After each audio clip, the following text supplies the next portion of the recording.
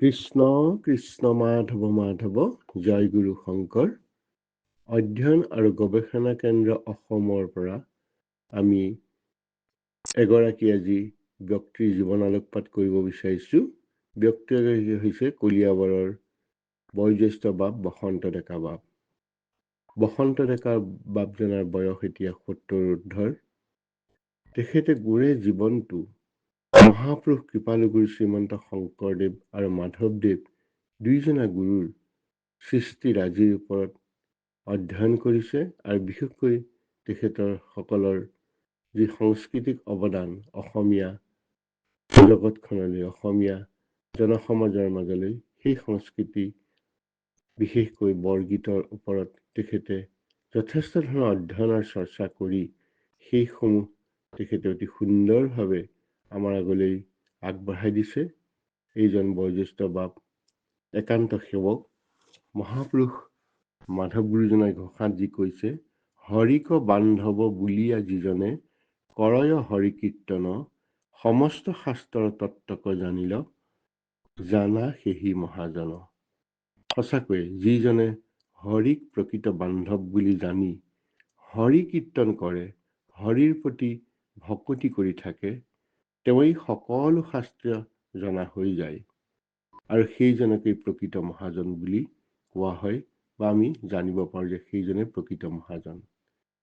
ঠিক এই ঘোষাফাঁকিয়ে যি কথা কৈছে, সেই ঘোষাফাঁকিৰ লগত সংগতি ৰাখি আমি বয়োজ্যেষ্ঠ বা বসন্ত ডেকা বাপজনাকো সঁচাকৈ মহাজন বুলি আমি ক'ব পাৰোঁ। আজি তেখেতৰ নিজ মুখেদি তেখেতে জীৱনৰ যি অংশ আমাক কৈছে, সেইখিনি আপোনাৰ সবৰ আগলৈ শ্ৰদ্ধা আগবঢ়াব বিচাৰিছোঁ। আচলতে আমি এই ভাগি তেখেতৰ লগত অন্তৰংগ যি আলাপ কৰিছিলোঁ, সেই আলাপ ভাগি আজি আমি এবছৰ আগতেই কৰিছিলোঁ। আমি খণ্ড খণ্ডকে থৈ দিছিলোঁ, কিন্তু সুবিধা আৰু সুযোগ নোপোৱাৰ কাৰণে আমি একত্ৰীকৰণ কৰিব পৰা নাছিলোঁ। এতিয়া আমি সেই বাণীবদ্ধ ৰূপসমূহ একত্ৰীকৰণ কৰি আমি আপোনাৰ আটাইৰ ওচৰলৈ শ্ৰদ্ধা আগবঢ়াই দিছোঁ। আপোনালোকে শুনি কেনে পালে জনাব।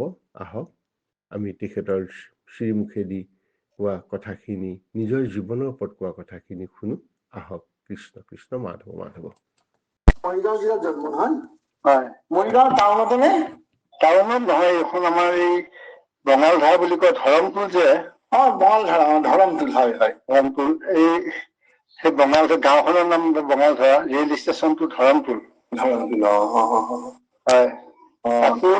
মানে কি হৈছে, মোৰ জন্মৰ কাহিনী এনেকুৱা আৰু, আমাৰ দেউতা মানে ট্ৰাইবেলৰ ৰজা আছিলে। মই সেইখন গোটেইখন ট্ৰাইবেল এৰিয়াহে। গোভা ৰজা। গোভা ৰজা। ট্ৰাইবেলৰ ৰজা আছিলে। আমাৰ সেই তেনেকে সা সম্পত্তি বিলাক মানে ৰাইজেই পৰিচালনা কৰিছিলে। দলুৰ উপাধিৰ মানুহ আছিলে এইবিলাক। গতিকে এটা সময়ত সা সম্পত্তি বিলাক মানে মৌজাদাৰে অলপমান বাজেয়াপ্ত কৰিলে। কিছুমান সা সম্পত্তি আমাৰ মানে তেওঁলোকৰ নামলৈ উঠাই ললে মৌজাদাৰে। তাৰপিছত যিখিনি থাকিলে মানে 5 বিঘা মানৰ মানে বাৰীয়ে মাটিয়ে এনেকে ঘৰে বাৰীয়ে থাকি গ'ল। পিছত এটা সময়ত ৰজা যেতিয়া ভাঙা গ'ল, আমাৰ দেউতাও ঢুকালে। দেউতা ঢুকাওতে মোৰ কিজানি বয়স 3 বছৰ মানে হৈছে নেকি, কেঁচুৱা আৰু। আৰু ককাইদেউৰ মোৰ ওপৰজন তেতিয়া তাৰ বয়স প্ৰায় 8-9 বছৰ মান হৈছে আৰু। সি চিঙেলীয়া মানে ডেকা হৈছে আৰু। এতিয়া বাইদেউ বিলাক মানে ডাঙৰ আছিলে, আমি দুটাহে সৰু আছিলো। আপোনাৰ ল'ৰা ছোৱালী কিমান আছিলে আপোনাৰ দেউতাৰ? আমাৰ বাইদেউ আছিলে দুজনী, তিনিগৰাকী আছিলে বাইদেউ। 4গৰাকী আছিলে। 4গৰাকী, তাৰমানে 6গৰাকী সন্তান আছিল আপোনাৰ দেউতাৰ? 6জন আছিল। তাৰে ল'ৰা 2টা থাকিলো। আৰু তেওঁলোকক বিয়া বাৰু দি দিলে তেতিয়া। আগতে কম বয়সতে বিয়া দিয়ে নহয়। হয় জানো। গতিকে তেনেকুৱা হ'ল। আমাৰ 2টা থাকিলো। আমি 2টা থাকোতে তাৰপিছত দেউতা ঢুকোৱাৰ পিছত মানে ককাদেউক ৰজা পাতিলে ৰাইজে। মানে ডাঙৰ ভাইটিক ৰজা পাতিলে? ডাঙৰজনক। ৰজা মানে কোনটো অঞ্চলৰ ৰজা আছিলে? এইটো উত্তৰখোলা মৌজাৰ পৰে। এইটো গোভাত নপৰে, এইটো আমাৰ উত্তৰখোলা মৌজাৰ পৰে আৰু। ৰাজ্যখনৰ নাম কি আছিল আপোনাৰ? ৰাজ্য হিচাপে কি অঞ্চলৰ ৰজা পাতিছিল তেখেতে? মই সেই শব্দটো পাহৰি গৈছো ৰ'ব। মৌজাখনৰ নামটোহে মোৰ মনত আছে। ওপৰখোলা উত্তৰখোলা। ওপৰখোলা মৌজাৰ অন্তৰ্গত তাৰমানে সেইটো ৰজা। হয়। সেই ৰাজ্যখনৰ নাম এটা থাকিব নিশ্চয়, যেনেকে গোভাৰ আছে সুধিবলৈ মানুহে নাইকিয়া হৈছিল নহয় আপোনাৰ। আৰু হেৰি কি আছিলে, দেউতাৰ নামটো কি আছিলে? ফটিক চন্দ্ৰ ৰাজা আছিলে তেতিয়া, পিছত ফটিক চন্দ্ৰ আমি ডেকা কৰিলো আৰু। ফটিক চন্দ্ৰ ৰাজা আছিলে নহয়। তেখেতে তাৰমানে তেখেতৰ এতিয়া আপোনালোকৰ ৰজাৰ কামটো কেনেকুৱা মই জানিব বিচাৰিছো। এনেকে ৰজা সেইটো মানে তেতিয়া এটা ডাঙৰ চৰাঘৰ আছিলে, 3 কোঠালি এটা ৰাইজ বহিবৰ কাৰণে, সভা সমিতি পাতিবৰ কাৰণে। সেইটো চৰাঘৰ বুলি কয়। তাতে হেৰি চকী বেঞ্চ আগতে নাথাকে, আগতে মানে ডাঙৰ ডাঙৰ কাঠৰ দীঘল দীঘল কাঠ বিলাক এনেকে পাৰি দিয়ে। তাতে মানে ৰাইজ বহে আৰু। আৰু মানে তেতিয়া এই লাও পানীৰ দিন আছিলে নহয়। জানো সাজ পানী লাও পানী সাজ খায়। আৰু তেওঁলোকে মানে তেওঁলোকৰ নিয়ম মতে পূজা পাতলো কৰে বছৰত এবাৰ। আৰু ৰজাজনে ড্ৰেছ পাতি বা কিবা বেলেগ আছিল নেকি দেউতাহঁতে পিন্ধা ড্ৰেছ বিলাক? পোচাক নাই। পোচাক নাই। ধুতি পাঞ্জাবীয়ে আছিলে আৰু মূৰত কিবা এটা পাগ এটা মাৰি দিয়ে। সেইটো মান্যতা দিয়া হয়, ৰজা হিচাপে মান্যতা দিয়ে তেখেতক। পাগ এটা মাৰি দিয়ে। হয়। তাৰপিছত আৰু এই বহাগ মাহত এই মেলা উলিয়াই গোঁসাইবোৰত নামঘৰ বিলাকতে আমি হেৰি এই মানে গুৰু আসন গোঁসাই উলিয়াই সেই মেলাত ৰজাকো মানে এনেকে হাতীত উঠাই লৈ যায়। হয় হয়। হাতীত উঠাই নি তাত মানে আসন থাকে, আসনত বহিয়ে কেইজোপামান মানে বট গছ আছিলে, ডাঙৰ ডাঙৰ বট গছ আছিলে। হয় হয়। সেই তাতেই মানে মেলাখন পাতে। হয়। তাতেই এনেকে মই তেতিয়া এইবিলাকে আৰু ৰিণিকি নিকিহে মনত পৰা আৰু কোৱা কথাহেও। কোন চনৰ কথা দেউতা যেতিয়া ৰজা আছিলে, সেইটো কোন চন মান হ'ব? এইটো 1900 স্বাধীনতাৰ আগৰ কথা, এইবিলাক পৰাধীনতাৰ কথা। নাই, যেতিয়া আপোনাৰ দেউতাটো পৰাধীনতা নহয়, দেউতা নিশ্চয় স্বাধীনতাৰ পাছৰ ৰজা হৈছে নহয় জানো? স্বাধীনতা 47 চনৰ আগৰ। না, আপোনাৰ দেউতা 47 চনৰ আগতেই ৰজা আছিল তাৰমানে। হয় হয়। তাৰপিছত স্বাধীনতাৰ পাছত তেখেতে ৰজা হ'ব পাৰিছে নে? ৰজা হৈ আছে? নাই, ঢুকাইছে নহয়। মানে স্বাধীনতাৰ আগতেই ঢুকালে নেকি তেখেত? হয় হয়। আচ্ছা, তেতিয়া স্বাধীনতা পোৱাৰ পাছত ৰজা আপোনাৰ দেউতা ঢুকোৱাৰ পিছত আপোনাৰ ডাঙৰ দাদাক দি দিলে। তাক পাতিছিল। তেওঁৰ নামটো কি আছিলে? অনন্ত ৰাজা আছিলে আৰু। অনন্ত আছিলে নামটো। বুজিছো, অনন্ত ৰাজাক তেওঁ ৰজা পাতিলে। তেওঁ কিমান চনলৈকে ৰজা হৈ আছিলে? তেওঁ আপোনাৰ BSc পাছ কৰিছে কোন চনত?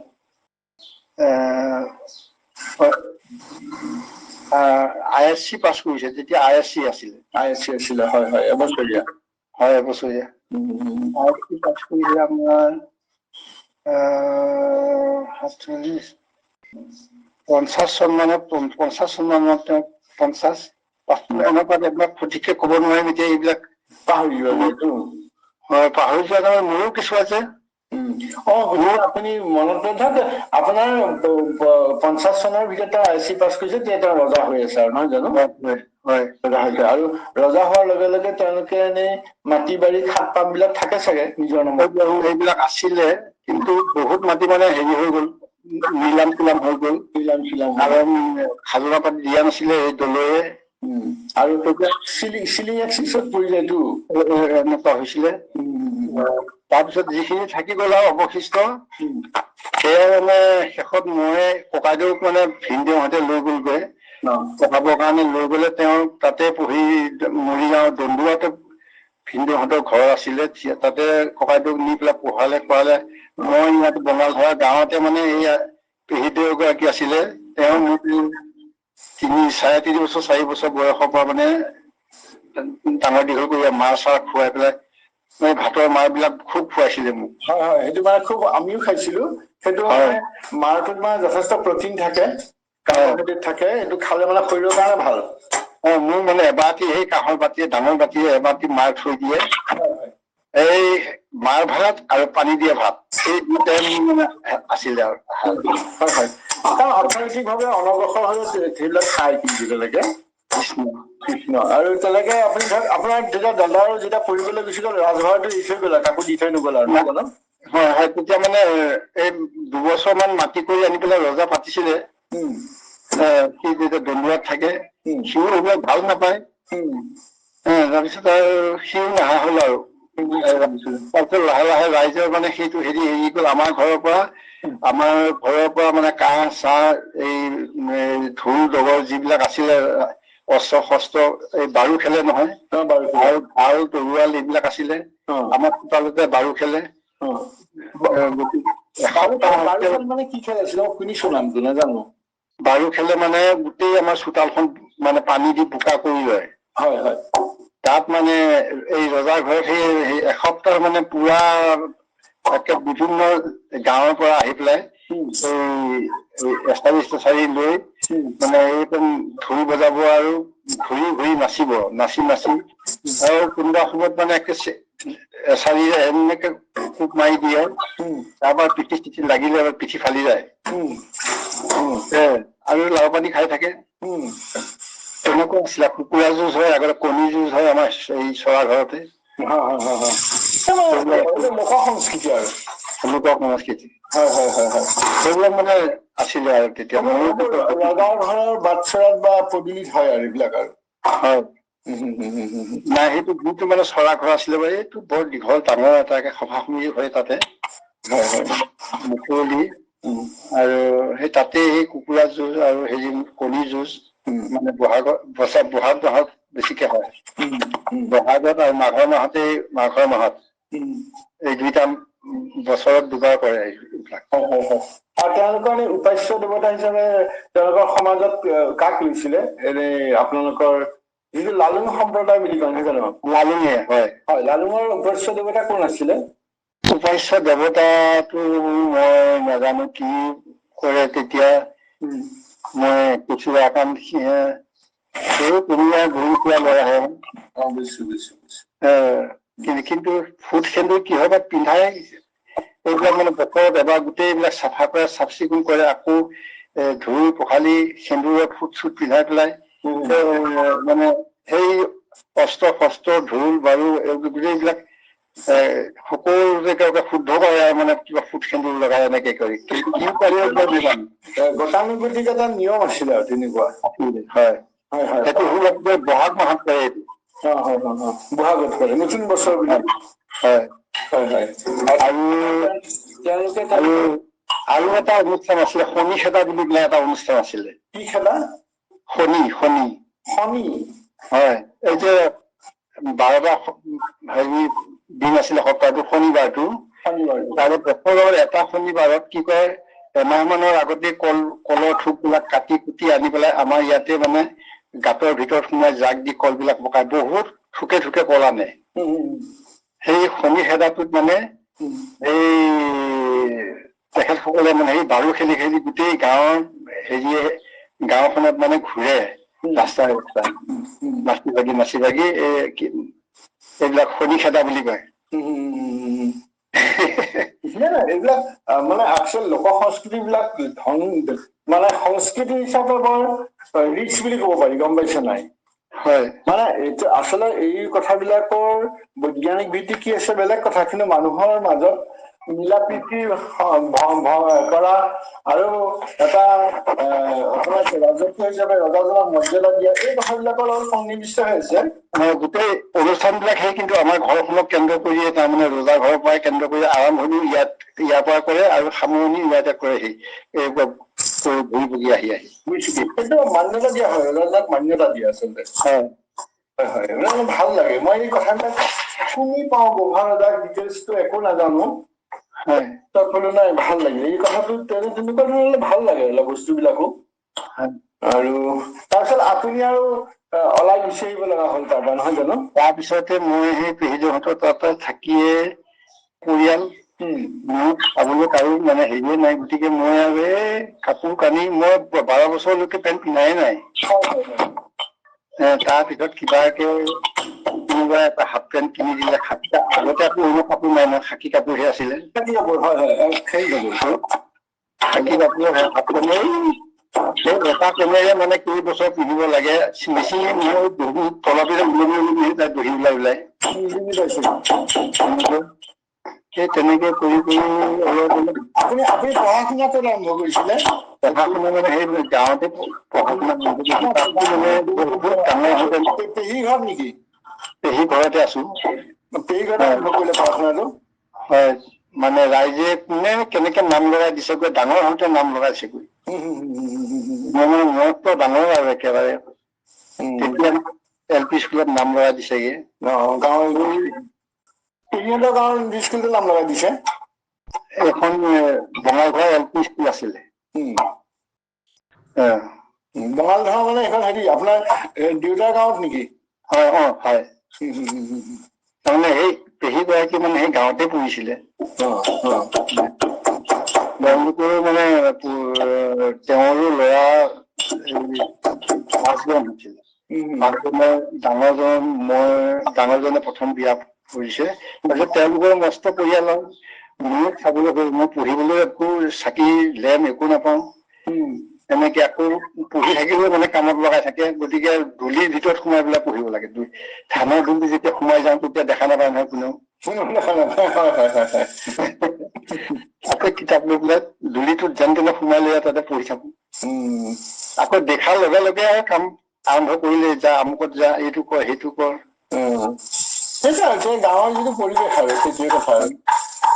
তেওঁলোকৰতো দোষ নাই, তেনেকেই ডাঙৰ হৈছে, তেনেকেই চিষ্টেম এটাত চলি আছে, নহয় জানো? হয়, তেওঁলোককো দোষ দিব নোৱাৰে আপুনি। সেইখিনি যে দুবেলা তিনিবেলা যে খাবলৈ দিছে, যে থাকিবলৈ যে অকমান জেগা দিছে, মোৰ কাম হৈয়ে ধেৰ হৈছে। তাৰমানে ধৰক ৰজাৰ ঘৰত থাকি চাওকচোন, ৰজা হৈও এটা সময়ত কেনেকুৱা অৱস্থা হৈ যায় মানুহৰ। হয়, হয়। সেইটো এটা মানে এক প্ৰকাৰ চিন্তনীয় বিষয়ো।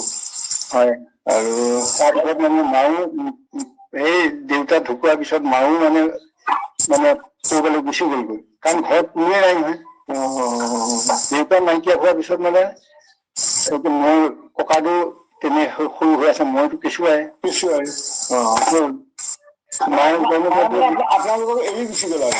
গুচি গ'লগৈ। ক'ত গ'ল গম নাপালে আৰু? নাপালো। এইগৰাকী দেউতাই মানে দ্বিতীয় গৰাকী বিয়া কৰাইছিলে। ককাইদেউ হৈছিল আগৰ গৰাকী আৰু মই এই পিছৰ গৰাকী। হয়। তেওঁলোকে সেই বাইদেউ হয়তো আগৰ গৰাকী, ককাইদেউ আগৰ গৰাকী আছিলে। মই দেউতাই আগৰ গৰাকী নাইকিয়া হোৱাত দেউতাই মানে আকৌ বিয়া কৰি আনিছিলে। আপোনাৰ মা আছিলে নাই আপোনাৰ পিছত, দেউতা ঢুকোৱাৰ পিছত? নাই আৰু। তেখেতে গুচি গ'ল? গুচি গ'ল। মোৰ মায়ে হ'ল, সেইকাৰণে পেহীহঁতে আনি পেলাই কিবাকে মাৰ খুৱাই ডাঙৰ কৰিলে। মই গাখীৰ খাবলৈ নাপালো নহয়। আপোনাৰ মায়েও গুচি গ'লে, তেখেত ঢুকাল? নাই, কোনোবা মানুহৰ লগত গুচি গ'ল। গুচি গ'ল আৰু পাছত আৰু মাৰ কোনো সম্ভেদ নাপালে? নাই। ক'ত গ'ল গম পাই আৰু গুচি গ'ল আৰু মুঠতে আৰু। হয়। তাৰপিছত আপুনি তেনেকে আপুনি ধৰক পঢ়া শুনা মেট্ৰিক চেট্ৰিক তাতে দিলে চাগে, গাঁৱতে দিলে নহয়? হয়, হয়। তাৰপিছতে সেই কলেজত মানে নামটো লগালো, মৰিগাঁও কলেজখন ওচৰত। মৰিগাঁও কলেজখন খোলোতে সেই তেতিয়া এই এবছৰীয়া এইটো কোৰ্চ আছিল নহয়। এবছৰীয়া আছিল। Pre university. এবছৰীয়া আছিলে, সেইটো যায় তাত এবছৰত কি শিক্ষা গ্ৰহণ কৰিব পৰা, ইমান টান। তাতে ইংলিছ মিডিয়াম, অসমীয়াত নহয়। অসমীয়াত নহয়, হয়, একদম হয়, ইংলিছ মিডিয়াম তেতিয়া। তাৰপিছত আকৌ তেতিয়াকে মানে কলেজ খোলাৰ লগে লগে তাত এই NCC টো কম্পালচৰি কৰি দিলে। NCC টো কম্পালচৰি কৰি দিলে, নতুন কলেজ। গতিকে NCC কৰিবলৈ ইপিনে ঘৰত 7টা বজাতে পানী দিয়া ভাত কেইটামান খাই পেলাই এখন ভাঙা চাইকেল লৈ লাহে শিলগুটি ৰাস্তা খটলং একে যায়। তেতিয়া আপুনি পেহীৰ ঘৰত নাছিলে চাগে? আছো। তাৰ পৰা কলেজ কৰিছিলো। হেৰি তেতিয়া 7 কিলোমিটাৰ হয় মৰিগাঁৱলৈ। মাইল হিচাপেতো 16 মান হ'ব। সময় লাগে, এঘন্টামান লাগি যায়। স্পীড দিবই নোৱাৰি চাইকেলৰ, একে শিলগুটিবিলাক পিচ চিচ নাই নহয় তেতিয়া। তাৰপৰা এই দুপৰীয়া হলে পেটৰ ভোকত মই কল নলাই থাকো আৰু কি কৰিম, লগৰ বিলাকে খাই আৰু দোকানতে।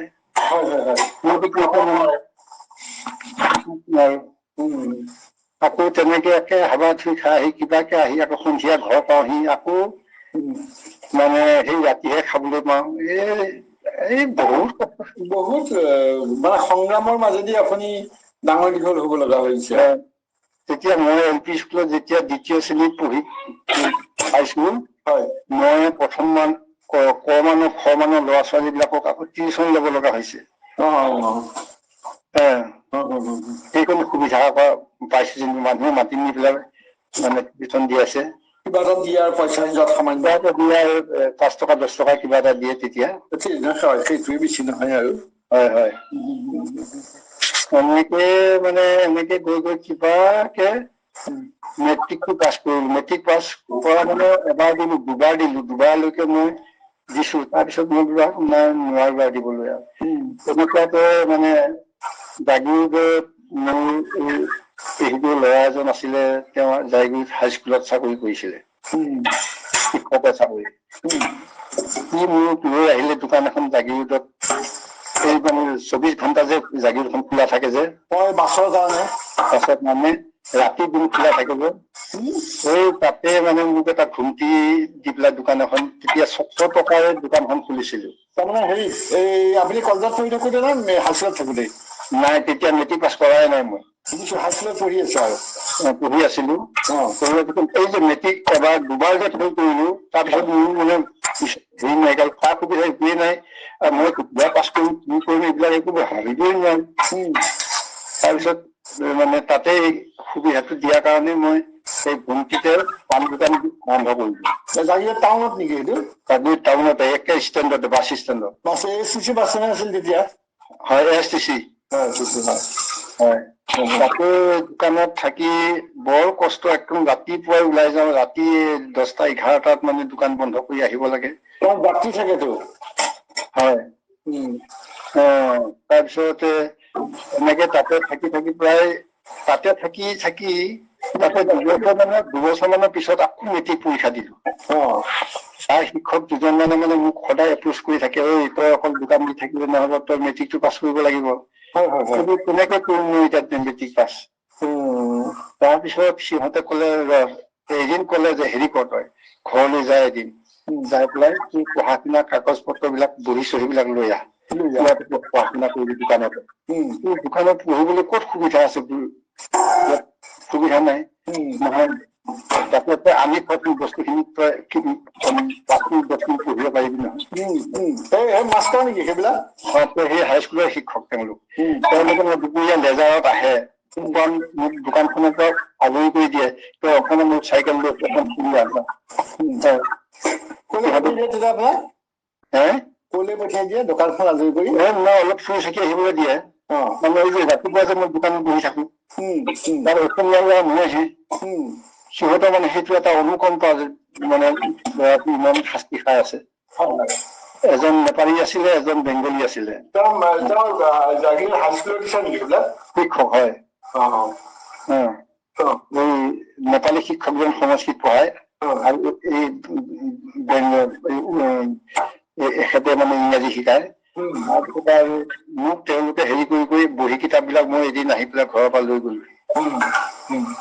তাৰপিছত সেইবাৰ এই পঢ়ি মই কিবাকে টানি আজি 3rd ডিভিজন মেট্ৰিকটো পাছ কৰিলো, 3বাৰৰ মূৰত। জাগীৰোডৰ পৰা নহয়, তাৰপিছত মানে আকৌ ঘৰলৈ গুচি গলোগৈ। ঘৰত কিবাকে থাকি কৰি কষ্ট কৰি আৰু পঢ়ি কিবাকে পৰীক্ষাটো দিলো আৰু মৰিগাঁৱত চেণ্টাৰ আছিলে। আপুনি চাওক, আপুনি ইমান কষ্ট কৰি পঢ়িছে, কথাটো কৈছো হা, আপোনাৰ মেৰিটটো আছিল আচলতে, কথাটো গম পাইছে? কাৰণ তেনেকে কষ্ট কৰি আজিকালি টপত ভাতৰ ধৰাই খোৱাই দি পঢ়িও পাছ কৰিব নোৱাৰে, সেই যুগতো নোৱাৰে, কিন্তু তাৰ যুগতো আপুনি পাছ কৰিলে, গতিকে সেইটো আপুনি গাধা বুলি নহয় নিজকে। আপোনাৰ মেৰিট আছিলে, কিন্তু আপুনি সুবিধা পোৱা নাছিলে, নহবা ইমান কষ্ট কৰি পঢ়ি আপুনি কেনেকে পাছ কৰিব কওকচোন? এইবিলাক ভাবিলে বহুত দুখ লাগে। হয়। তাৰপিছত আপুনি মেট্ৰিক পাছ তাতে কৰিলে, নহয় জানো? মেট্ৰিক হয় পাছ কৰিলো। পাছ কৰাৰ পিছত মই যেতিয়া পাছ কৰিলো তাৰপিছত মোৰ লগৰ ল'ৰাবিলাক চব গুৱাহাটীত আছে। কোনোবাই কটনত পঢ়িছে, কোনোবাই এই হেৰিত বি পঢ়িছে, এনেকে চবে আহিলে। সিহঁতে মানে মোক খালি মাতি থাকে, তই ইয়ালৈ গুচি আহো গুৱাহাটীলৈ, তই থাকিলে আমাৰ বৰ ভাল লাগে। মানে মই মানে যদিও মই খাবলৈ নোপোৱা মানে হেৰি আছিলো, কিন্তু মোৰ স্বাস্থ্যটো এনেকুৱা আছিলে মানে বলৱানটো এটা মানে এবাৰ এজন মানে সাংঘাতিক ডকাইত আছিলে, ডকাইত মানুহ এজন মুছলিম মানুহ আমাৰ গাঁৱতে, আমাৰ গাঁৱৰ মানুহ নহয়, মুছলিম মানুহজন এখন গড়িয়া গাঁও আছে নহয়, গড়িয়া গাঁও সি মানে একেই অঞ্চলটোৰ ভিতৰত মানে সাংঘাতিক ডকাই। সি এদিন ৰাস্তাত মানে মোক 3জন ল'ৰাই 3 পিনৰ পৰা মানে মাৰে, ঘুচিয়াই, লাঠ মাৰে, কিবা কৰে। নহয়, এই গাঁৱৰ ল'ৰাই। সি আকৌ চাইকেলে আহি থাকোতে মোক যে মাৰি আছে ল'ৰাকেইটাই, সি দেখা পাই পেলাই মানুহবিলাক সি এচুৱাৰ পৰা চাই আছে, ডকাইতজনে। মই মানে একো নকৰো, সিহঁতক নামাৰো মই, সেই কিয় মাৰো তহঁতে, এই যে নামাৰিবিও, এনেকেই থাকো। মইতো সিহঁতক মাৰা নাই। কিয় মাৰে, এনেই মাৰে। এই আগৰ কি কব, এইবিলাক শিক্ষা পোহৰ নোপোৱা ল'ৰা, একোৱেই নাই নহয়। আপুনি মানুহ মানে জীৱন, সেইটো মানুহে নহয়, কিবা আকাৰতহে মানুহ আৰু। এতিয়া পৰিৱেশ বিলাক তাতে গাঁৱৰ পৰিৱেশ একেবাৰে একো নাই নহয়। সেই ডকাইতে সি দেখি তাৰপিছত মানে সিপিনে মানুহ আহিলে, এইটো কাৰ ঘৰৰ ল'ৰা। ৰক্ষাও কৰা নাই, প্ৰটেকশ্যন দিয়া নাই। প্ৰটেকশ্যন দিয়া নাই, সি মানে গোটেইখন খেলাটো চাই আছে। এই মই যে ইমান ধৈৰ্য ধৰি পেলাই সিহঁতক মাৰাও নাই, একো কৰা নাই, সি মানে আচৰিত পাইছে। ইমান মাৰি আছিল ল'ৰাটোক, ইমান অত্যাচাৰ কৰি আছে, সি একো কৰা নাই। তাৰ মানে এটা চিন্তা হৈছে, কিবা এটা হেৰি আছে ইয়াত, মানে অনুকম্পা এটা হৈছে আপোনাৰ, যে ইমানটো ভাল।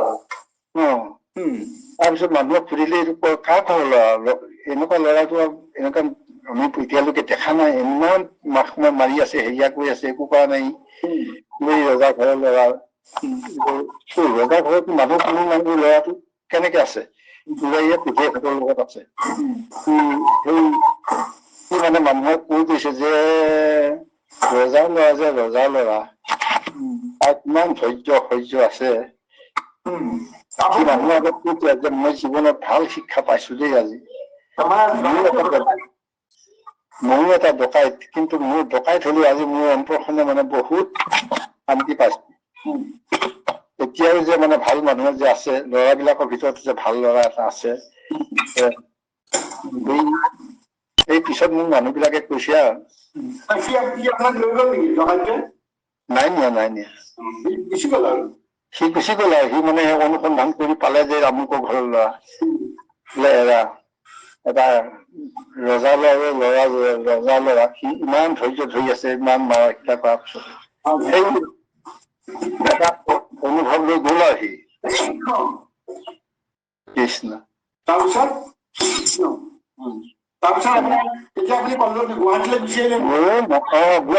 গুৱাহাটীলৈ গলো মই।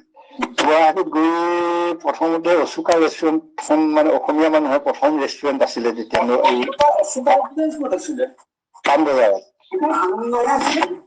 পাণবজাৰ মেডিকেলৰ পৰা, মেডিকেল নাপাওঁতে, মেডিকেলৰ ওচৰতে আৰু। হয়, ওচৰতে। একে পুৰণা মানে হেৰি আছিলে চুকাৰেণ্ট। তাৰপিছত সেইখন তলত এখন আছে, ওপৰত এখন ষ্টেণ্ডাৰ্ড খুলিলে আকৌ পিছত খুলিছে। এই চুকা ৰেষ্টুৰেণ্টৰ তলখনতে মই প্ৰথমতে সোমাও। মোৰ এটাই সুবিধা হ'ল, এই ল'ৰাখিনিয়ে যে মাতি লৈ গল, মাতি নি মই তাতে সিহঁতৰ লগত থাকি মানে মই তাতে টিউচন এটাও ঠিক কৰি ললো। এতিয়া এই যে আমাৰ ৰবীন্দ্ৰ ভৱনত যে সংগীতৰ হেৰি এটা আছিলে, কলেজ এখন আছিলে, হয়। আমাৰ তেতিয়া হেৰি বৰুৱা কি মানে ৰুদ্ৰ বৰুৱা আছিলে। হয়, ৰুদ্ৰ বৰুৱাৰ ল'ৰাকেইটাৰ ৰুদ্ৰ বৰুৱাৰ মাটিত মানে মোৰ হেৰি স্বপ্নলীল বৰুৱা আছে, এজন আছে doctor N K Baruah, GMC doctor. এই ৰুদ্ৰ বৰুৱাৰ ল'ৰাকেইটা মানে মই এই ল'ৰাক মাটি টিউচন পালো 3টা নে কেইটা ল'ৰা সেইখিনি মানে ৰাজগড় ঘৰ আছিল নেকি খুব সম্ভৱ? ৰাজগড়ত ঘৰ আছিল নেকি? ৰাজগড়ত ঘৰ আছিল নহয়, তেওঁলোকে গভৰ্ণমেণ্ট কোৱাৰ্টাৰতহে আছিলে। এই আমাৰ ৰাধা গোবিন্দ বৰুৱাক এনেকে পাহাৰৰ পিনলৈ সেইটো চাইডত মানে গভৰ্ণমেণ্ট কোৱাৰ্টাৰ অলপমান আছিলে গেজেটেড অফিচাৰ বিলাকৰ কাৰণে। চানমাৰী কলনীত আছিলে। হয় চানমাৰী কলনী। চানমাৰী কলনী বুজি পাইছে, অফিচাৰ কোৱাৰ্টাৰ কিছুমান আছিলে বিলাকৰ। হয় এইপিনে অৰুণাচলৰ এইপিনে দিয়ে মই এনেকে মই এই ভূপেন হাজৰিকাৰ ঘৰৰ সন্মুখেদি এনেকে যাওঁ আৰু টিউচন কৰিবলৈ। টিউচন কৰি এই কেইমাহমান টিউচন কৰিলো। তাৰপিছতে চুকা ৰেষ্টুৰেণ্টত মানে এইটো টাইম মানে মোৰ খোৱা বোৱা থাকা কৰা গোটেইখিনি এতিয়া মানে এই ল'ৰাবিলাকে বহন কৰিব লগা হৈছে, মোৰ বন্ধু বিলাকে। তেতিয়া আপুনি ক'ত আছিলে? যেতিয়া আপুনি তেতিয়া মই এই শিলপুখুৰীৰ পিছফালে যে কৰ্ণাচল বুলি এখন জেগা আছে, হয় কৰ্ণাচলত মানে আছিলো। মানে চখানখন পাৰ হৈ? হয় চখান সেইকাৰণে ফুলকুটম আছিলে, ৰেডিয়েশ্যন দিয়া মানুহ আছিলে হয় এই তাতে সিহঁতৰ লগত থাকি তাত টিউচন কৰি তাৰপিছত আৰু যেতিয়া ইয়াতোত মানে থাকা কৰা খোৱা বোৱা গোটেইখিনি ফ্ৰী পালো যেতিয়া ৰেষ্টুৰেণ্টত। নাই থাকিবৰ কাৰণে বেলেগ ঘৰ আছে, থাকিবৰ কাৰণে। পাণবজাৰতে থাকিবলৈ দিছিলে নে? পাণবজাৰতে। ৰাতি হোটেল সামৰি যাওঁতে দেৰি হয় যে, দূৰত হলে দিগদাৰী হয়। গতিকে তাতে থাকি মই তাতে 12টা মানে দুপৰীয়া এই আধা ঘন্টা মানৰ এটা জিৰণি দিয়ে। সেই জিৰণি সময়ত আকৌ ওচৰতে এখন ভকেচনেল ইনষ্টিটিউট আছিলে ষ্টেনো পঢ়িবৰ কাৰণে।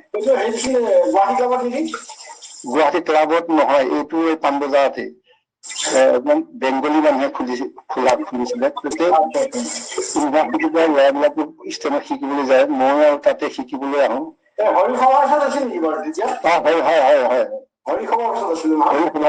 ওচৰতে এইখিনিতে বহুত পুৰণা ইনষ্টিটিউট আছিলে। হয়, এজন দে বুলি পেলাই মানে মানুহজন আছিলে, যাৰ মানে অনুষ্ঠানটো আছিলে, তেওঁৱে শিকায়। বেংগলী মানুহ বৰ কলিকতীয়া বেংগলী বৰ ভদ্ৰ আছিলে, বা কি মৰম লগাই কথাবিলাক কয়। শিকোৱাটো ভাল। তাতে থাকি মই এবছৰীয়া কোৰ্চ 2 বছৰ কৰিছো, মই মানে পাৰাগে নাই, কাৰণ সময় নাপাওঁ যে মই। সময় নাপায়।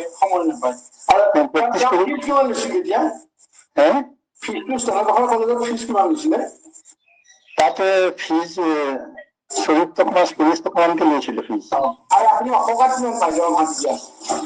মই দৰমহা হিচাপে মই 200 মান পাওঁ আৰু।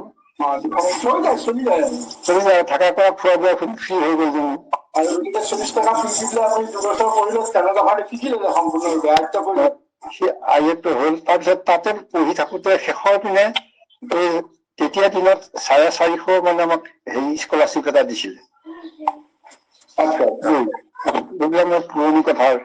তাৰপিছতে তাতে থাকি হেৰি কৰি মই প্ৰথম মানে এজন এই ষ্টেণ্ডাৰ্ডখনত মানে এই BICS চলে যে, আৰ্মি অফিচাৰ বিলাক আহে। আৰ্মি অফিচাৰ এজনে মোক ক'লে, পাঞ্জাবী আছিলে, পাঞ্জাবী মানুহ, মোক মানে তেওঁ এটা সুবিধা দিলে কি ইউনিট মানে ষ্টেনোগ্ৰাফাৰ পোষ্ট ওলাইছে, তাতে তেওঁ ইণ্টাৰভিউ দিবৰ কাৰণে মোৰ নামটো দি দিলে। নাৰেংগীত হয়,